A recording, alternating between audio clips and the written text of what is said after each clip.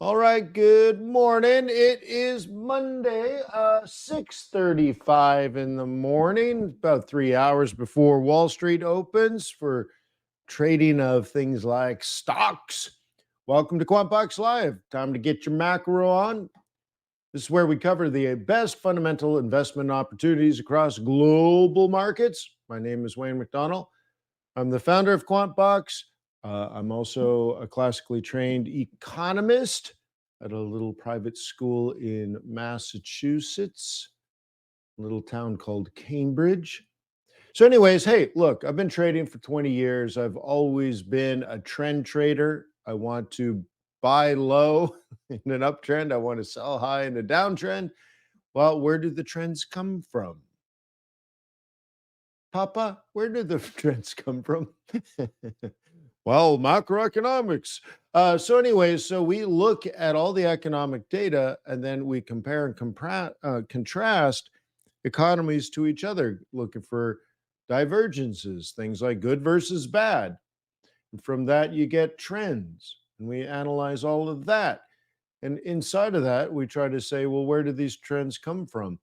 Is it the retail positioning? Is it the institutional positioning? Is it the economic data? Is it the seasonality? Is it the technical analysis? Take all this information, score them up, rank them, and boom, it's a sell rating. Interesting, right?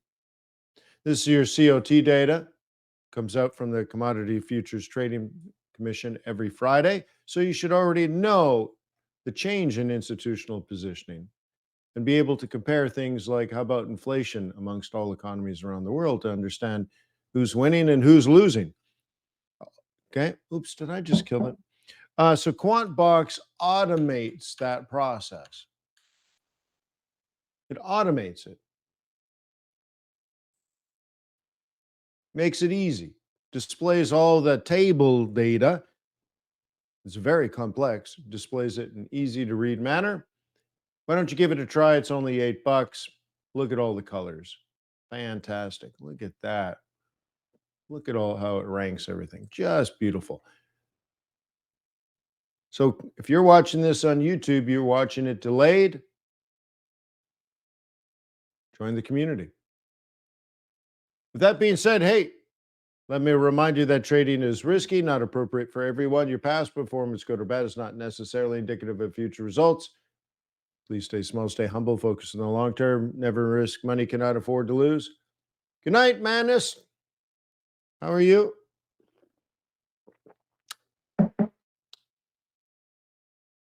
All right, let me log in.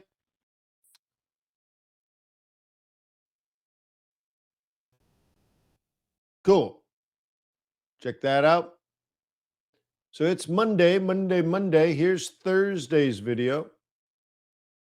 I hope you've had an opportunity to watch it. Let's get on with it. Let me log into the Google database, the Google Cloud, I should say.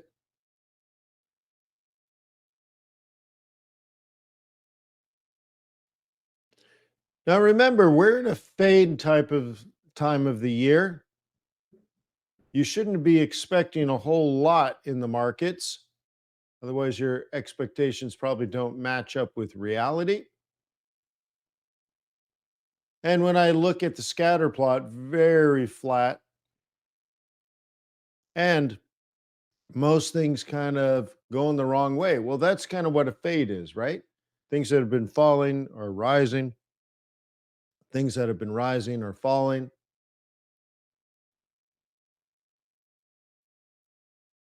And notice how everything seems to be moving seasonally. The biggest losers are seasonally losers. The biggest winners are seasonally winners. Told you so. Yeah, remember, we get that data from 20 years of analysis. Bitcoin flat, but at 29,000. Euro dollars, I would argue that's flat, right? But below 110. This is all informative. Remember, we're kind of looking for dollar strength here. S&P 500 down half a percent. Once again, that is something that we're anticipating this time of year. Gold is down a little bit, not much, but it is down, and that is something we're anticipating. Oil, even just last night, was at 83. And we looked at it. This, when I say we, I mean Investor Boot Camp Day Trading Group meets on Sunday nights. And it was at 83, and we drew like this massive resistance line right across it at 83. And we're like, I think it's got legs up, but that is resistance no matter how you want it. Right. So, anyways, that's come down. That's also indicative of risk off.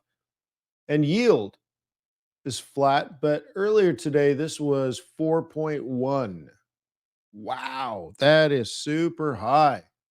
Super high. Amazing topsy-turvy world. When you scroll down here, what this is showing you is the correlation of all the stock markets around the world, and they do look like they have stopped going up. It's been a month now. This is the June high. Here we are in August. Okay, look at that up.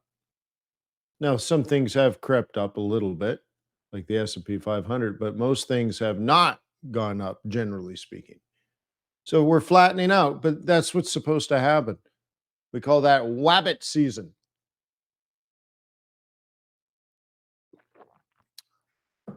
Okay. Showing you that there is a correlation here. Cool. Taking a look at the risk gauges, we still have quite a bit of risk off on the medium term. In that case, we look to buy dollar, yen, or Swiss franc. Okay. A big percentage change in the VIX, which is good because later in my portfolio, I might swing over to a VIX short position. So I want VIX to be high. The higher, the better. But what that typically does is bring the stock market down. And the S&P 500 is down. So these two are related. Faux show. Gold is flat. Then your T note way up, way up. Pretty amazing stuff.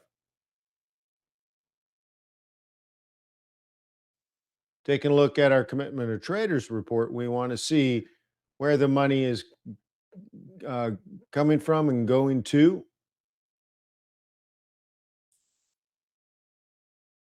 Okay. And look at that money.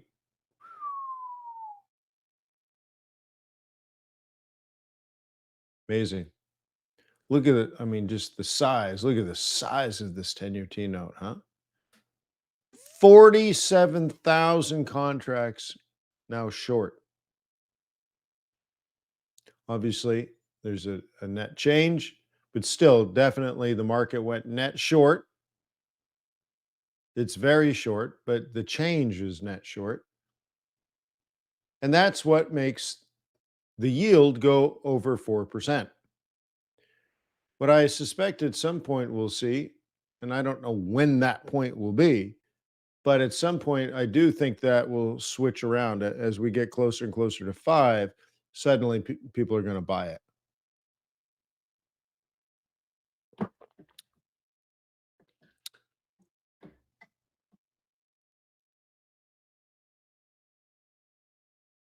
Less bears on oil. I think that's interesting, huh? Now that oil's up at 83, if you're looking at this number saying there are less bears, then you can buy a dip, huh? Every, there's nobody pushing back. You want this to go higher.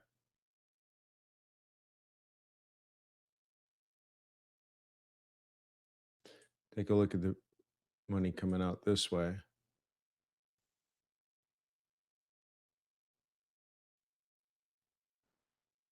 Yeah, still the market's still quite short Aussie. Okay. Increase in platinum short. Platinum pays a nice yield, by the way.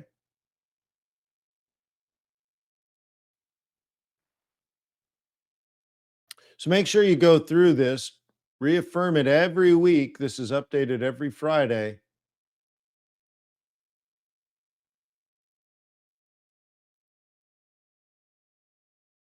So you could do things like pound,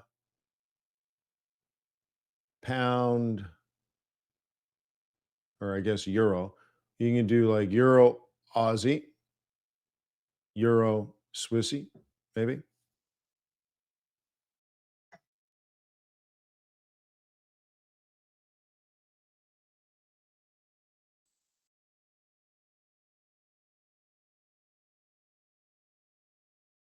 Right now, the biggest winner is still USD Rand. The South African Rand just getting run over. Not going to do well in a higher interest rate environment. You can see that's immediate.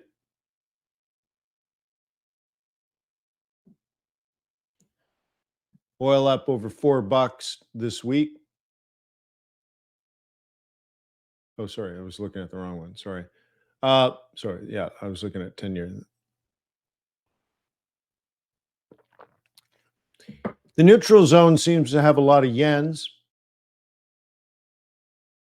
a lot of euros, huh? You see euro, pound, like these are just like slightly up. Euro Kiwi, Euro Yen, Euro CAD, Euro Pound, Euro Aussie, Euro Swissy. Okay. Then some basically repeats itself for pound, pound, pound, pound. A lot of neutrality. Isn't it great that we expected low volume and low volatility? Now, you might say, well, why is that good news? In years past, you may have found that this time of year is when you actually give back a lot of your profit. You're trying to trade and nothing's working. Well, the reason for it is you're the only one trading. And so for us to roll into this time of year and find like, all these pairs are basically neutral after 7 days, 7 days, nothing's happened. Biggest loser here, DAX way down, NASDAQ way down, S&P 500 way down, FTSE way down, Nikkei way down. Well, that was also expected. Remember, we talked, and the Dow's down too. Remember, we talked about that when it was going up and up and up and up for weeks. For about 4 weeks, it kept going up. I'm like, oh, well, okay, be careful because it's the time of season where it typically fades and comes back around. Well, now they're all the biggest losers. Meanwhile, many of the currency pairs are just neutral, haven't done anything. Be careful, right? I think a mistake that a lot of traders make is they open their chart and they look for a trade. They don't look for a trend. They look for a trade. You'll always find a trade. Do you know? I read somewhere, and I can't remember where, but many motorcycle accidents are caused because a car just changes lanes, even though there's a motorcycle next to them on the freeway. Car just changes lanes, but there's a motorcycle there. You know what's interesting about that? People shoulder check and they look for a car, and their mind doesn't see a car because the mind didn't look for a motorcycle. It looked for a car, and you do that little shoulder check, no car, and you pull out, and there's a bike there. You don't see it because you didn't look for it. Well, in the same way, like you need to train yourself, in my humble opinion. When you open your charts, you're looking for trends, and then you do trade setups. And I think we can easily fall into the habit of finding trades, and that's not necessarily good, in particular when nothing's happening. Well, it's confirmation bias, isn't it, Denise? We have all this subconscious stuff going on. It's very applicable. So if you go to your charts to find a trade, you will find a trade and probably mediocrity along with it. Maybe not the best kind of side story, but just imagine that there are many professional investors that go weeks without trading, without pulling the trigger. Weeks. And then when the market develops, then they start building a position into a trend. And do they go for 22 pips? No, they want to stay with it as long as possible. So sometimes I think traders can overtrade. I think I think investors will benefit from acting more like traders, and I think traders can benefit by acting more like investors.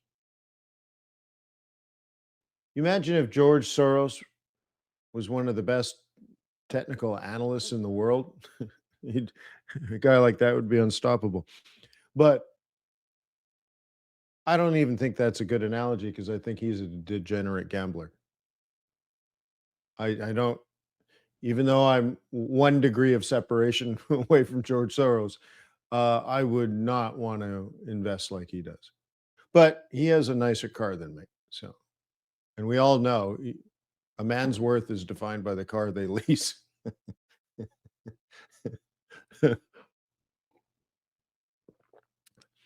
Yeah, if you're going to go bankrupt in the back of your Rolls Royce as you're being chauffeured to your house, huh?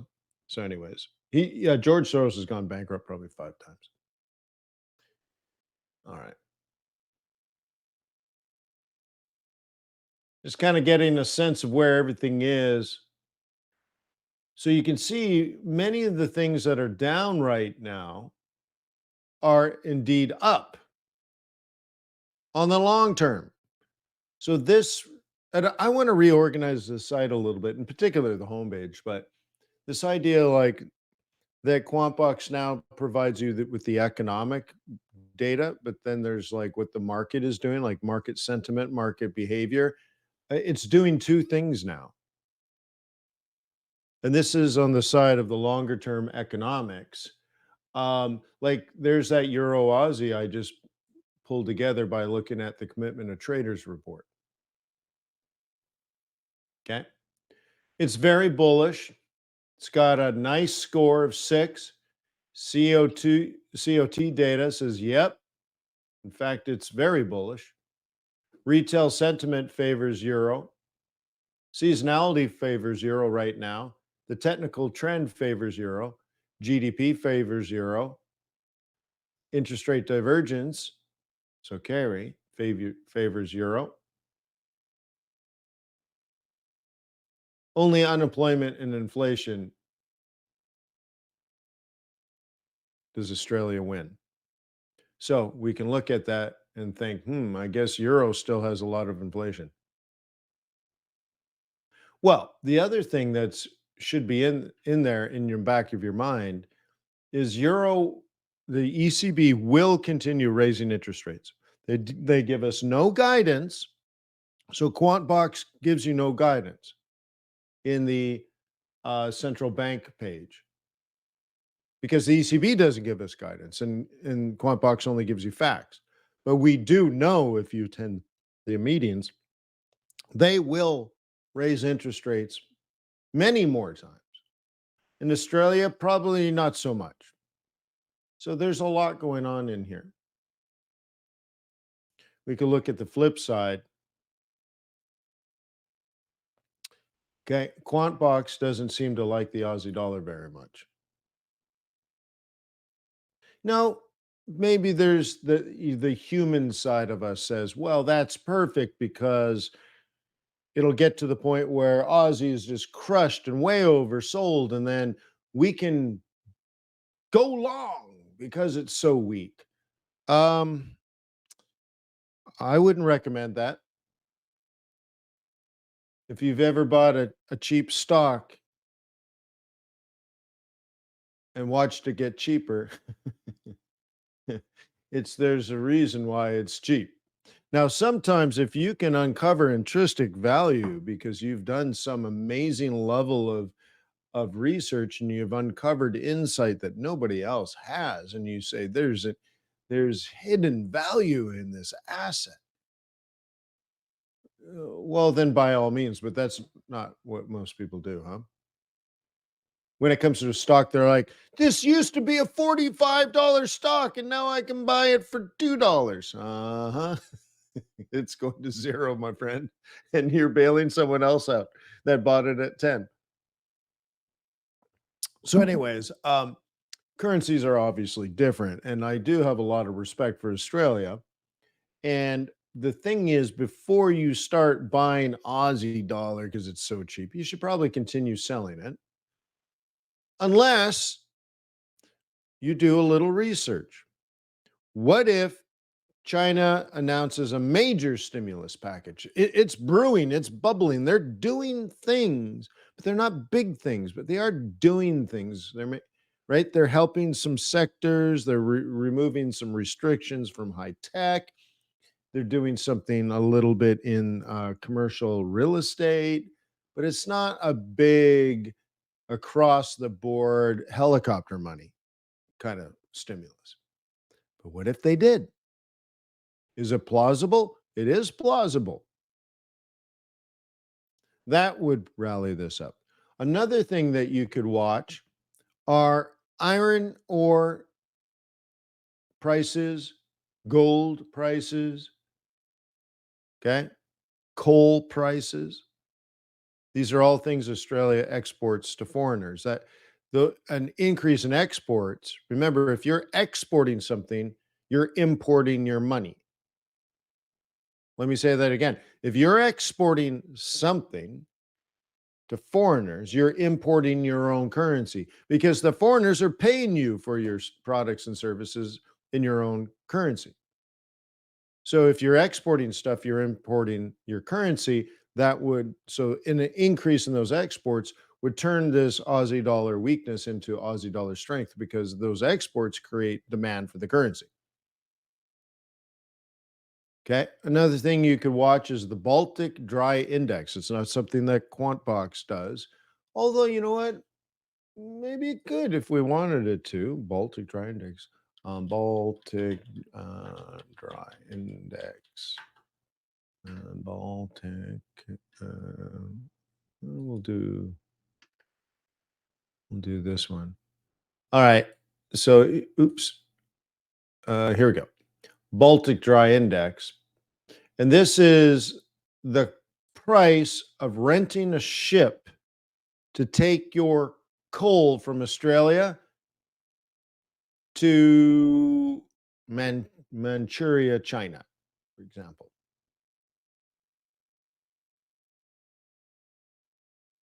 Okay. This is literally the index of the cost of ships. So if this is rising, then the Aussie dollar might be rising because that means there's a shortage of ships if the prices are rising. Oh, why is there a shortage of ships? Well, they either destroyed them, and that does happen in an economic downturn. I don't think that's what's going on now, or they're in demand. That means companies or countries have placed lots of orders for those types of Baltic dry goods like iron ore and coal. So you would just assume, well, that means Australia would be exporting. Yeah. Well, it could also be Brazil exporting soybeans to China. But nonetheless, you need those hopper car type boats, the ships, but they're not oil containers. There's a difference, right? And you're like, okay, so 1136, is that good? Well, back in June, it was 925. Look at the drop. That would be adversely, that would adversely affect the Aussie dollar. Aussie dollar would probably weaken. It shows low demand for the Australia type products. Go out 5 years, and yeah, we were at 6,000 and it dropped to 500. What? What? Yeah, it was at 6,000, then it dropped to 500. That's a collapse in exports, huh? Oh, God. Okay. Check this out. At one point, and I was here for this. Okay. I was alive back then. Forget 6,000, how about 12,000? And then the world collapsed, and like 3 months later, I can't even zoom in, it was 600. It went from 12,000 to 600. And this is actually an interesting thing. I don't know if you study Baltic Dry Index much, but there is actually a cycle in the ships. So when you get to this point and the global economy collapse and nobody's buying or shipping anything anywhere, what happens is then the shipping industry takes all their oldest ships, the ones that are the most expensive to move around because less efficient engines and maintenance and all that kind of stuff, or even size and environmental costs and stuff. So they take the old boats, and a lot of them go to India and they run them aground. It's You got to watch it on YouTube. It's amazing. And well, if you took it to Japan, they'd spend a lot of money dismantling this boat. They probably have robots going out there welding. It's all orderly and organized. You take it to India, they run it aground, and all of a sudden, like 10,000 people, totally unorganized, nobody's in charge, just total chaos. People just swarm them like ants on a banana peel. And and 5 days later, the ship is gone. It's all been pulled apart and taken. It's really amazing. But what happens is they destroy all those ships. And then when demand returns, they start building newer, modern, more efficient, ships and stuff like that. And there's a cycle. So some hedge funds will actually trade that cycle. Like it's a form of alpha. So you can track new orders for these types of ships.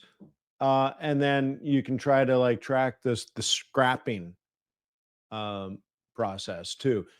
And there's also a website where you can track the ships that are out at sea. And you could just say, oop, there's a lot of ships at sea. Orders have been made, right? Manus is like a lot of things like that happen in India. Yeah, it's really truly fascinating. India is such an amazing place. If you've never been to India, put it on your things to see. It's really a fascinating, complex organism. All right, that's what it is. There's so many people that sometimes it just acts all as one giant thing. India is amazing, and I think the future. So if I was a Hollywood director and I was going to make a movie about Earth, 100 years from now, 150 years from now, uh, the whole world will be like India. Total chaos, but it totally works.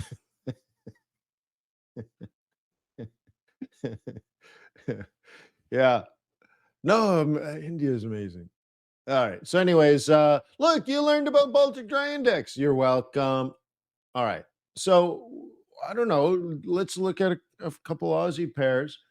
I'm sure you've gone through all of this already. Maybe just quickly, we'll look at the calendar. Okay, that was Bowman's speech on Friday. Yeah, that stock market came down hard, huh? Yeah. Okay, remember the Fed is raising $1 trillion. Well, actually, it sounds good, right? They're selling $1 trillion worth of bonds, and I think that's one major reason why the yield on the 10-year is over 4. The government is borrowing so much money, the market's demanding that they pay a higher rate. There's more selling than there is buying. That's what happens. And when you sell, you drop the price. And if the price is falling, the yield is rising. And so I don't look at this as like the the market is selling the 10-year T note. Now we saw the change in contracts. Okay, that is fine. I mean, I can't argue that. We just looked at the COT data. But I don't think it describes like the number of contracts sold, especially the net. So the net contracts, yes, it's still slightly bearish, but it doesn't describe why the 10-year T note is well above 4 and the yield is rising even more. I think most of it is the government is just dumping a lot of debt on the market, and the market is struggling to even absorb it. So I always like to think of it as then the market demands a higher yield. Look, government, if I'm going to loan you money, you got to pay more, especially if you've been downgraded. You got to pay me more for this risk. Okay. And so we're starting to see that out there. Okay. I'm just gonna let's change this. Well, no, no, no. Let's just do high only. Let's just cut to the chase. Come on, Bubba.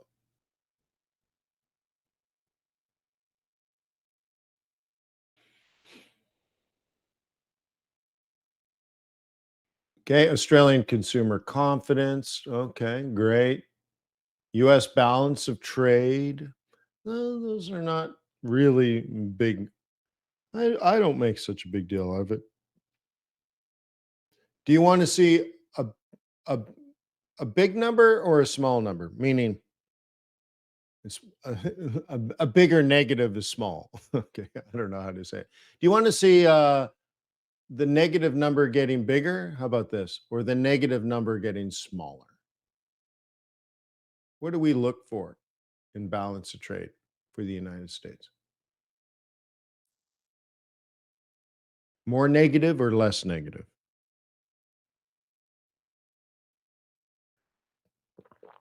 Remember, people used to complain all the time about the trade balance. Oh my God. Nobody knows. I want a big negative number. The bigger the negative number, the better. The bigger the trade deficit, the better. But you'll hear nothing but bad news about this, but you probably have had 30 or 40 years of people complaining about the trade deficit. What does it mean in reality? It means Americans are so rich that why would they pay themselves to make something? They'd have a foreigner do it for crying out loud, right? Would a billionaire mow his own lawn? No. Why? The time's worth too much, so you'll pay someone else. And they'll have the equipment and the expertise, and they'll have the staff, and they'll handle all that. It'd be silly for Elon Musk to walk from SpaceX to his he has an 800 square foot house, right? And he turned a garage into a bedroom, so it's 800 square feet, but it's got 3 bedrooms. Can you imagine Elon's like, "Hey, everybody just take a break for 2 hours. I need to go mow my lawn." They're like, "Dude, you're the richest person on earth, and we got a project where we're trying to, like, populate another planet, and you're gonna go mow your lawn. No, we're not all gonna wait for you mow your lawn," right? So anyway, so why would an American build a bicycle when they put rockets into space and satellites into space? That's what Americans do, right? So you want that negative deficit because that means they're sending money out because money is cheaper than time. Okay. Now, Manna says, yeah, well, the numbers don't tell the whole story. So if you're exporting more and importing less, you see, and we saw that during COVID where grain prices were high. And so exports, Americans were doing really well in exporting, but they were not importing very much because they ain't got no money. See that? So therefore the numbers are improving. But is that really what we want? High grain prices and low consumer spending? Low in levels of investment because ain't nobody got no money. No, no, no, no, no. We want everybody filthy, stinking rich and buying BMWs and stuff, right? And buying giant TVs from South Korea, okay? iPhones from China. Okay. What am I taking to Cuba with me? Nike shoes from Vietnam. Because apparently Cuban teenagers still value Nike over Chinese and Russian shoes. Okay. All right. So, anyways, so balance of trade, we actually want a big negative number. It was negative 69 billion. Now they're expecting negative 65 billion. That's not good, in my humble opinion. Okay. But right, the less negative this number, the more positive. Now, if you're looking at Australia, this should be positive numbers. When your exports are high, your currency is strong. When your exports are low, your currency is weak. That's a concept that most traders just don't get. Okay. A lot of inflation data this week. Okay. European CPI, Chinese CPI, US CPI. Okay. That's all way out on Thursday. Okay. Balance of trade for the UK. We want to pay attention to all of that. GDP. Look at this, isn't it? It's just insult to injury. I was laughing at this at the Q3 outlook that I did, what, a couple of weeks ago, that the UK has a GDP of 0.1. And I laughed. I'm like, seriously? You're going to measure every penny spent in the British economy, every single, because you can do gross national income or you can do gross domestic product. They should be the same number. So you can do this two different ways. You can measure the receipts or you can measure the spending receipts, right? It's the same thing, right? And you're like, dude, really? You can do this to the accuracy of 0.1, but you're like 0.2, definitely not 0.2, definitely 0.1. You're like, there's no way they're that accurate. Well, now they're saying not 0.1, but actually zero.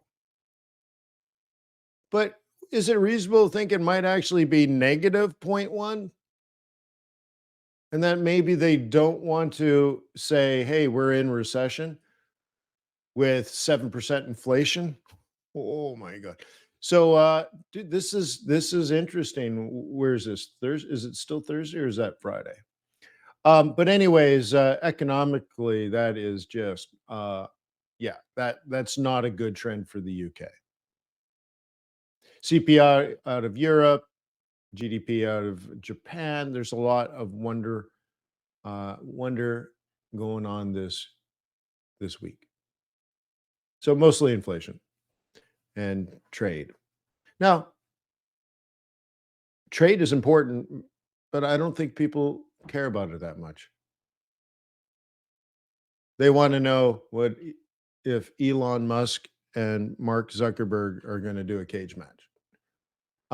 Hopefully, you're watching balance of trade and following the money around the world. Let's look at some Aussie and then we'll get on with our day. Okay. QuantBox has been telling you keep an eye on Aussie weakness. This is a long-term chart. Um, this is the okay. This is the interesting thing going on now. Technically, I think that's interesting. Now I'm looking way farther back than QuantBox. QuantBox is just looking back a little bit, projecting the next few days, right? So, like if we were looking at, let me bring QB back. If we were looking at Euro-Aussie, cross pairs, Euro-Aussie.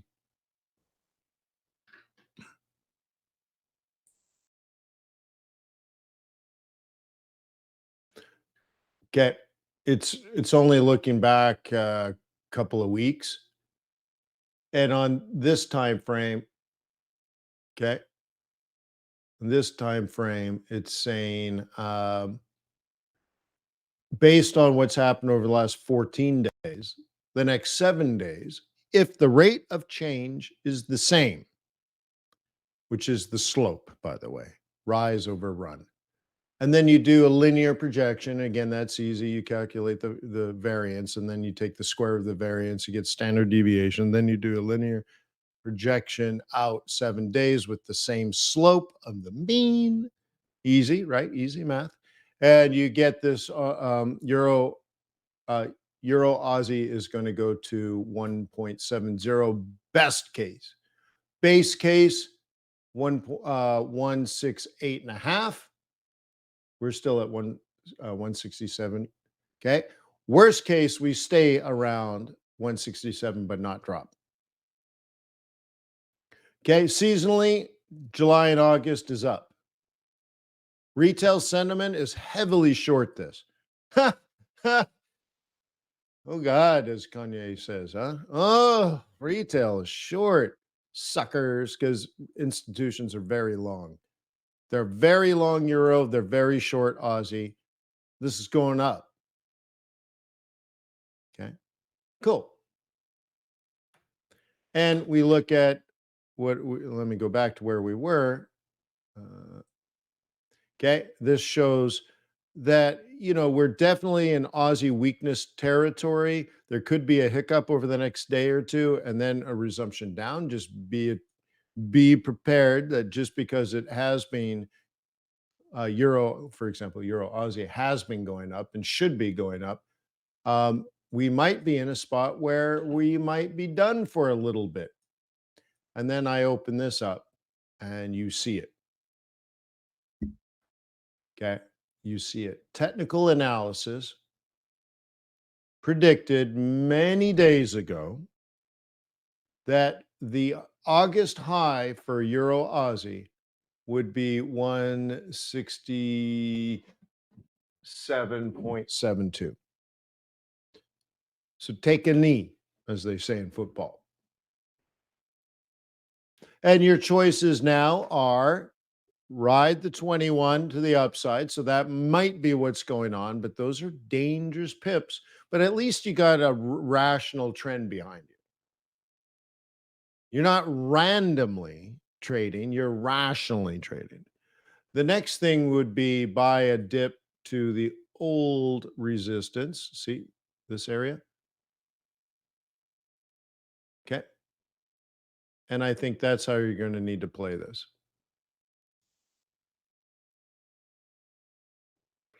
Okay. You're already out of position for the week. And that means, let me again use this box. The area from here to here, I guess you're not out of position yet then. Okay, you're not quite out of position.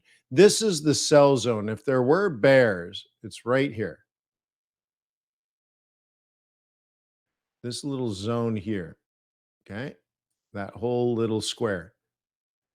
If you were a bear, you would take this double top and you'll drop it all the way down to 163. Do you want to be a bear in something that is economically bullish and even market participants have been bullish? Do you want to be a bear on that? I would argue that it's probably not a great idea, but you could be. I think what I would do is I would look for something like this.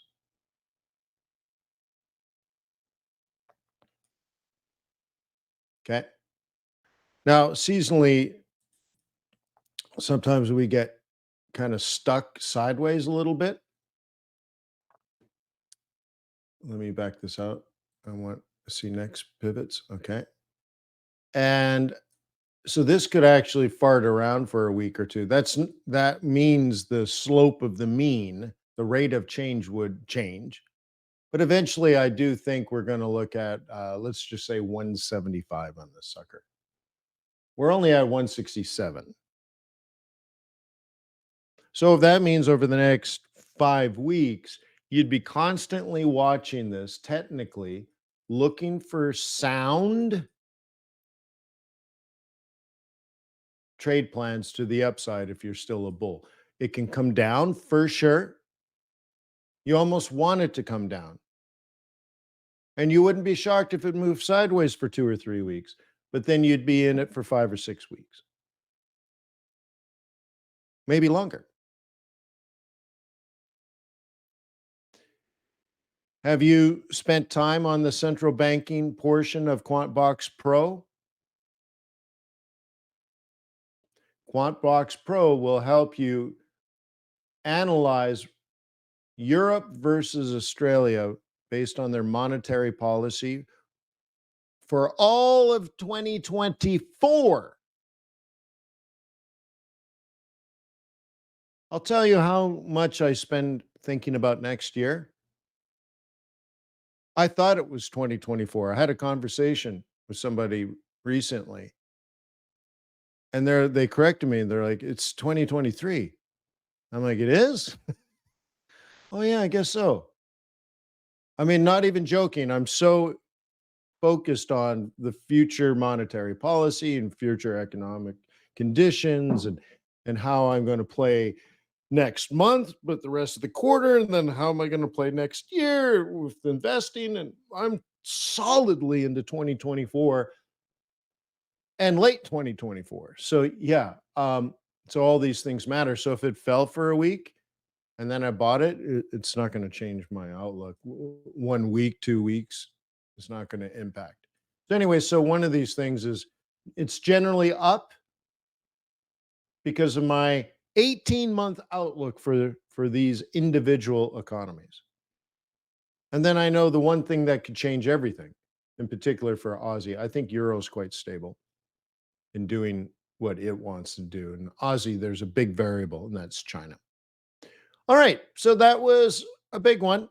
Probably too long for a QuantBox Pro or QuantBox Live, but there's a lot going on right now.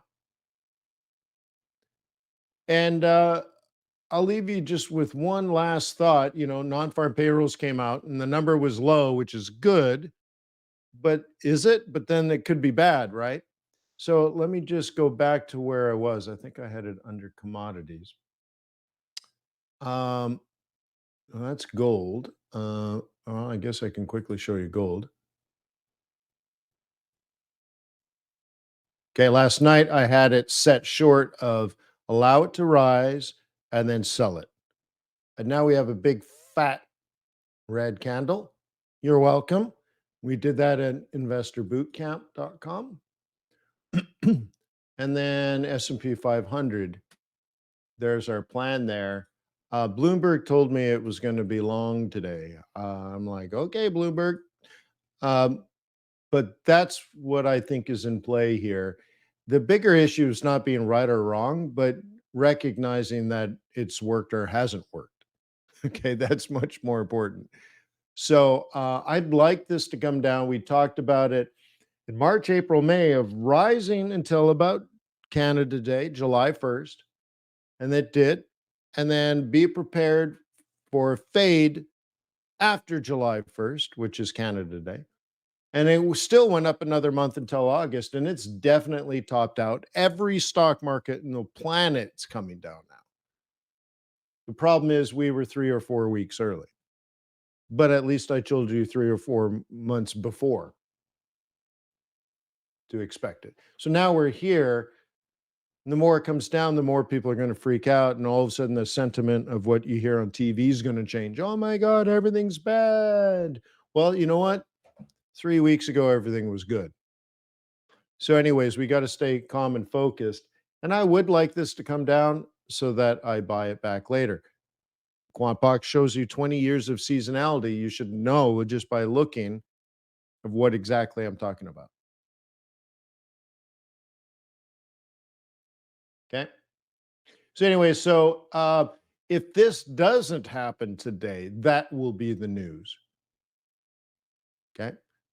So it doesn't have to work. Even a failed plan to the downside would be very informative of where we are. And if this stops falling, I'm going to think sort of, well, ultimately, I'm a bull.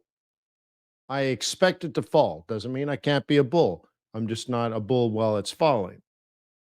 So at some point, and I think it'll be a few weeks yet, I do intend to buy this back. So if this starts to go up, I'm gonna want to buy it, but I'm going to expect consolidation. What I prefer for the next couple of weeks is more down. I want to buy this around 4,100. So, we were at 4,600 with the expectation of it falling. And now it's down, as low as 44.50, almost 44.50. And I'd like it to come down a little more today. Then it'll probably have a couple of days, 2 or 3 day rally. And then maybe we'll have it come down even more. Okay. Yeah. Could be interesting. So follow the market. Don't try to beat it. Okay. You look at the river and you say, which way is downstream? And then be a cork in the river of investment. So, peace on earth. May the pips be with you. May your profits be above average. I'll see you when I see you. Cheers.